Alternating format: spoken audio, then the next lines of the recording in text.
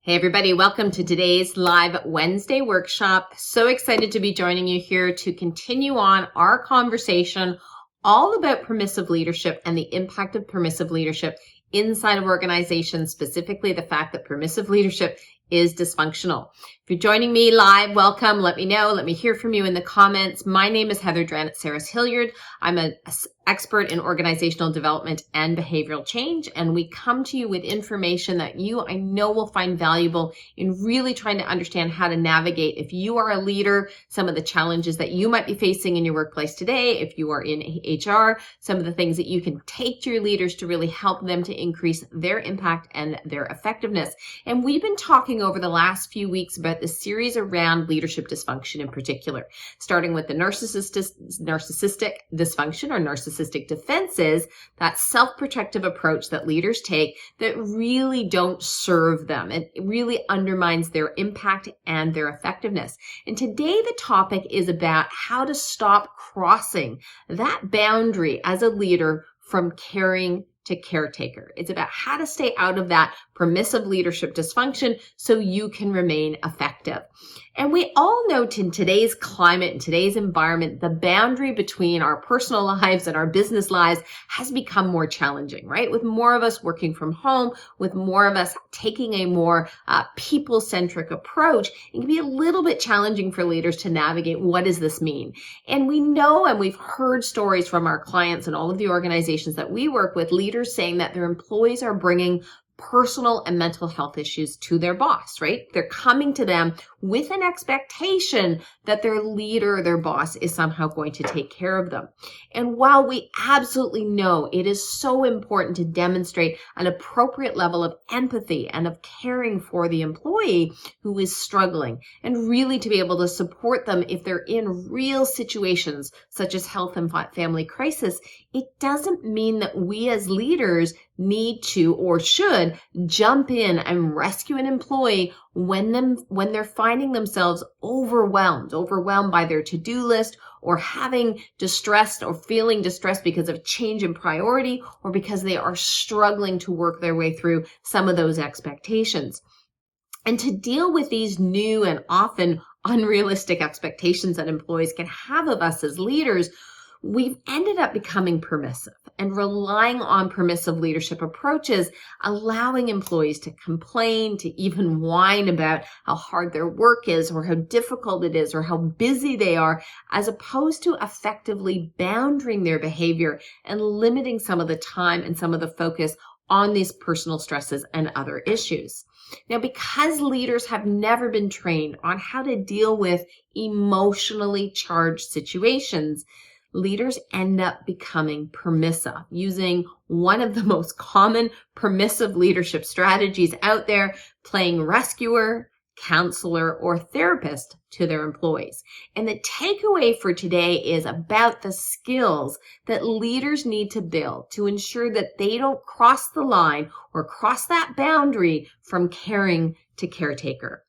So why does this matter? Why does it matter if we use that permissive leadership approach? Why does it matter if we are, focusing on being beyond caring into caretaker? Well, first and foremost, there is a productivity impact, okay? And it really does impact our ability or the ability of our leaders to lead effectively. So whenever we tolerate all kinds of behavior from employees, whenever we allow employees to complain or to whine or to, just really focus in on what's not working, it has an undermining impact on productivity.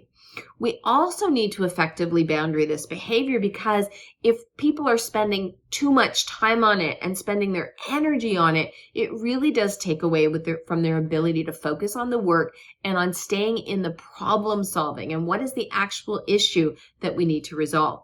And we want to keep the focus, and this is what we're going to talk about today, is how do leaders keep the focus on resolving the issues as opposed to attending to the emotions. So having a conversation with a client today, And I was talking about what is it going to take to actually boundary some of the bad behavior that is going on. I'm going to use the judgmental word bad, some of the bad behavior that's going on in the organization, because it was very, very apparent through my conversations with the leaders over the last few days in this particular organization that employees get to behave however employees want to behave, and that the leaders are making decisions so as not to upset the employees.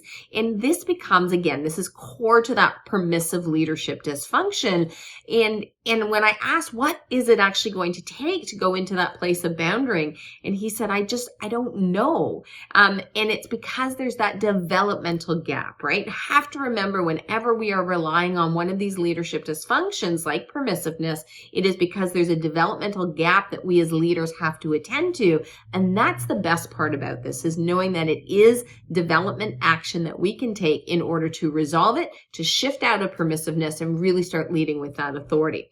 So we're going to talk a little bit about those really, really important skills. Like, what's that process to stay out of that place of being permissive when we are dealing with an employee's emotionality or an emotionally charged situation? And we want you to really think about and see how trying to be a counselor or a therapist to your employees actually creates a ton of stress for you as leaders. I know it would for me if I was in that place.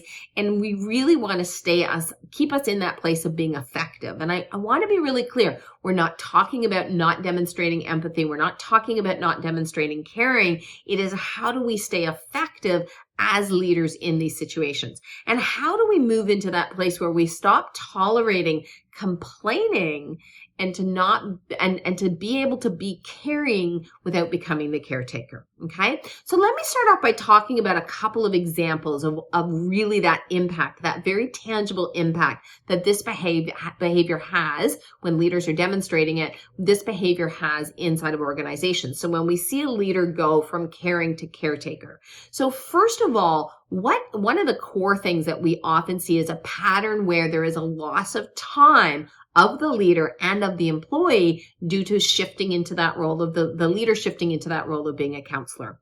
So one example I have, a client has a newly promoted manager, and this newly promoted manager is struggling with the expectations of the role, but not for the reasons that you would think. In fact, the conflict is in his personal life. That is the conflict that is being created is showing up in his personal life, as his partner doesn't want him working any of the extra hours. He doesn't want him not being available. And so this is the source of the conflict and why he is struggling in order to perform the expectations of the new role. So this new manager keeps coming back to my client to talk about it, to talk about some of the challenges, how he's struggling with this, and he's having this difficulty at home with his wife, and his wife doesn't understand. And so what's happening here is that the two of them end up in these conversations for hours at a time, where my client is trying to play marriage counselor, trying to give him solutions or things he might try with his wife in order to be able to resolve the conflict. So it's stepping outside of the frame of what I need to do to lead you to be effective, as opposed to, and that's then wasting a ton of time because the conversation keeps continuing. And now the employee really feels entitled to keep bringing this back to the leader. Now, this isn't necessarily even the worst part of it. What my client has started to do over the weeks that this has been going on, and they've started to allow this situation to limit him in terms of what he asks or tasks his new manager with doing. So things that would naturally normally go to his new manager, he's not giving to him because he doesn't want to create stress for him in his personal life, which is then going to come back to the workplace, and he's going to have conversations about it. So he's doing things or having other people do things that really are part of this manager's responsibility. So this is a really great example of a leader shifting into counselor, right? My client felt like he had to when asked, why he was going into that place, because he was the one that made the decision to promote him. He was the one who really wants to see him succeed, believes in him and his potential. But again, he's moved out of leading and trying to be the counselor. Since then, my client's now been working on boundarying the discussion by focusing in on what's expected of the role, and also giving his direct report the option to step out of that role back into his old position. So he's made it really clear, is either you're going to be able to step in and do this, and this is what's expected, or we can move you back into your existing role. And what this has done is the direct report is now no longer coming to the manager to talk about it, to express his frustration with his spouse, to, because really that's what a lot of it was about. He didn't really necessarily want to do anything. Not that my client was in a position to really act as a counselor or a marriage therapist for them. But it really, by boundarying it, by every time the employee would bring it up, my client would simply, put the hand up and say, I understand that this is causing you, some challenges at home. Let's focus on what's expected. Let's focus on what you need to do and how you need to get it done. And just remember that if you don't feel like this is the right role for you, then we can look at options for moving you back into your existing role. And that caused him to then say, I can't be dependent upon my boss for this. I either need to deal with it myself, or I need to find another outlet for resolving it and getting that support that maybe he does actually need, right? So time loss, that's a big impact when we move from caring to caretaker. The second one that we see is a decline in productivity. And that decline in productivity can impact not just the direct employee who's behaving this way, but it can actually affect an entire team, as we see from this next example. One of my clients has a direct report who's actually quite senior in the organization, and we actually see this in quite a few of our clients, and it's a situation that is not uncommon to have happen. But this particular leader will make comments about how busy she is and how much time, and spends a whole bunch of time distressing with her team and with her peers, and even some of her internal colleagues in other departments, just always talking about, this is how I'm feeling and I've got so much to do and I'm so busy and I've been up since 9 o'clock or 6 o'clock in the morning on meetings, and you get the idea, right? And so because she puts so much energy into sharing with everyone about how she's feeling and what her experience is, it actually impacts the productivity and not just her own. So what's happening is, because so much time is going into that talking about it and getting everybody else engaged in dialogue around it, things are not getting done. And meetings are being viewed as being unproductive because there's always time spent, 5, 10, sometimes even longer minutes in a meeting engaged in this emotional discourse. And so what we did in this case was really talk to the client. And again, all of our clients where they face this is talking about, again, boundarying the behavior, right? To provide feedback about the impact on the reputation, but more concerned around the impact on productivity. How much time, right? If she has the same conversation with 8 people over the course of the day and it lasts anywhere from 5 to 10 minutes, that's a good chunk of her day that could have been spent on resolving things, on planning, on making decisions about how to get things done. And so much energy getting out of that sharing of the feelings and really moving the client or moving this individual into that place of planning. Okay. It sounds like you're busy. So what's your plan? And how are you sorting it? How are you reprioritizing it? How are you delegating it? And so the focus shifts off of the conversation about the feeling that's being experienced, and instead, what is the actual issue and what are we doing to work our way through the issue? And one of the other things I just want to note about this one is, when we talk about the impact on productivity, it was also impacting our client, in that what our client was saying was that, first of all, she was allowing it to go on in her own meetings where she was leading that particular meeting. But then secondly, she would be turning around and complaining about the behavior after the fact. And so that was also taking up time. And she was listening to other people complain to her about that behavior in the meetings, which was also taking up time. So you see the compounding impact of moving from caring into caretaker, and not bounding some of this behavior, again, under the guise of thinking, well, we're helping them, we're rescuing them, we're, acting as the counselor or therapist to them, but it really has quite a significant impact from an organizational perspective. The last example, or the last impact I want to talk about, is how it results in leaders taking on the work of their employees. And some of you might be able to relate to this, where you've noticed yourself not delegating something that really should be delegated because your employee has said to you, I'm completely overwhelmed, I'm stressed out, I'm maxed out, and not wanting to upset the employer, not wanting to put too much on the employee's plate, and instead taking on great reverse delegation or upward delegation in that particular case. But again, this is just another practice in permissive leadership, because we're stepping in to rescue our employee. Our employee feels overwhelmed, so therefore I'm going to rescue them. And the way I rescue them is by simply not asking them to do the work that is required within their job. And again, this is another one that we see over and over and over again. Well, we can't possibly ask them to do that, or they're too busy. And again, it's that desire in the leaders. It's, from a defense perspective, the leader doesn't want to upset the employee further, right? The leader wants to be seen in a particular way. The leader wants to be liked. This is all behind what's driving the permissive dysfunction in leadership. And so you end up really getting stuck in this place where, because an employee is not able to self-manage, or they're being really expressive around how they're feeling, it then causes a chain reaction where the manager keeps the work to themselves without actually getting in there as though, and trying to resolve the issue. Like, what is the actual issue? And are they spending too much time on something? Is it a matter of prioritization? Is like, what is it that's actually going on? Not the feelings. So not focusing on the feelings that the employee is expressing, but really actually getting in and helping to lead the employee through it. So again, we don't want to go into playing rescuer. Bottom line for all of this, these are 3 examples, 3 pretty significant impacts. You probably, if you're a leader yourself, you can probably put your hand up. I know I can at times where maybe you've done all 3 of these. You might even noticed it in others, in other leaders, in your own leader, when you bring this conversation forward to them.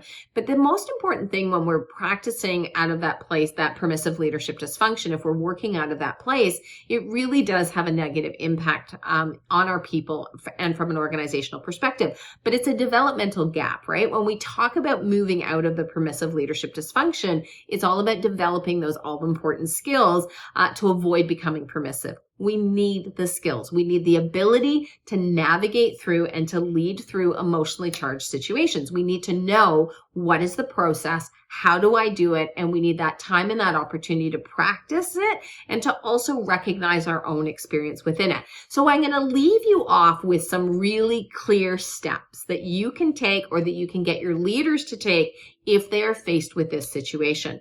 We're going to talk about disengaging, depersonalizing, inquiring, empathizing, and then disclosing. So the first thing we need to do when an employee comes to us in this place, this emotionally charged, or coming to talk to us where we can feel ourselves moving into caretaker, is we need to disengage, or we need to essentially mentally or emotionally take a step back from our own reaction to their experience. I know when I first started off as a manager, if an employee started crying, I didn't know what to do about it. Even though I wasn't the source of those tears, it was like I was not equipped. I didn't know how to deal with it. All I could have was my own reaction and experience my own discomfort with it. And then I just wanted it to go away, right? So the first step in effectively responding to an employee who's coming forward with their emotions is to really be able to step back from our own reaction from it. Disengaging gives us a chance to let our emotions settle. And then it also lets our goodwill, our intellect, our ability to problem solve reassert itself. So we can handle things from a position of our strength and from that position of our higher and most effective self. Right? The second thing we need to do is to depersonalize. So we disengage and then we depersonalize. Depersonalizing is all about recognizing that we are not, as leaders, we are not responsible for our employees' emotions. And so that means we have to resist the impulse to act from that feeling of, I have to do something to make this better. I have to do something to fix it so they don't feel this way. It is so important to listen to them fully, to fully listen to them and understand them, their point of view, their needs, the impact that all of this is having, but then resist the impulse to be upset with them for the way that we're reacting internally, which might be that judgmental voice in our head saying, how ridiculous, they're making a big deal out of nothing. What do they expect me to do about this? We want to depersonalize, and we want you not to make it about you. So we disengage, and then we depersonalize, and then we move into inquire. And what Inquire is all about is really gathering the information so that we understand accurately what the employee's actual issue is. Not just what they're coming to you with their emotional symptoms, but what is the actual issue and what they might mean, believe, or feel, right? So we're really coming at it from that place of curiosity. We're inquiring. We're trying to understand, not counsel, not from that place of therapy, but we want to get a sense of what the whole picture is. Again, not just the emotional symptoms that are being brought forward. When we inquire, we actually seek to understand the causal factors, okay? So not just the symptoms, but what's the root cause, what's underneath it that are contributing so that we can actually direct our employee appropriately. Or maybe sometimes just provide them with a brief sounding board to unstress. But it's really important that we resist the impulse to think that we know what the issue is, or we give them a solution just to get them to stop being emotional or to stop emoting, right? So inquire is important. So disengage, depersonalize, inquire, and then empathize. And of course, always lots of conversation in the leadership context around the importance of empathy. Really, it's just a way of demonstrating that we accept the feelings of others, okay? While validating their right to feel that way, because they have the right to feel that way. So that means we're not saying, well, you shouldn't feel that way, or that's ridiculous. I don't know why you're getting so upset about that. That's not empathy. We do hear leaders talk like that. So empathy is about demonstrating our acceptance of their feelings. They have the right to feel however they feel. Their emotional experience is their emotional experience. But remember, empathy does not have judgment attached to it, nor does it indicate that you agree with them, okay? So it's not about deciding if someone is right or if they are wrong in the way they're experiencing a situation or in the way they feel with respect to a particular situation. When anyone is hijacked by their emotions or is experiencing situational distress, feels overwhelmed, sometimes all they need is to be listened to and to feel understood so that they can move back on. But again, it's with boundaries around it. It doesn't go on and on forever because we're not moving into caretaker. We're just demonstrating caring, and empathy is one of the ways that we do that. The last step in the process, the last piece we want you to do is to disclose. And disclosing is about sharing some personal information with the employee that builds trust and humanizes the interaction. And this is really important. So we're not going into that logical problem-solving brain. We can say something like, I struggle at times to keep everything together, right? Not a ton of detail, not a lot of information, but disclosing something about ourselves, right?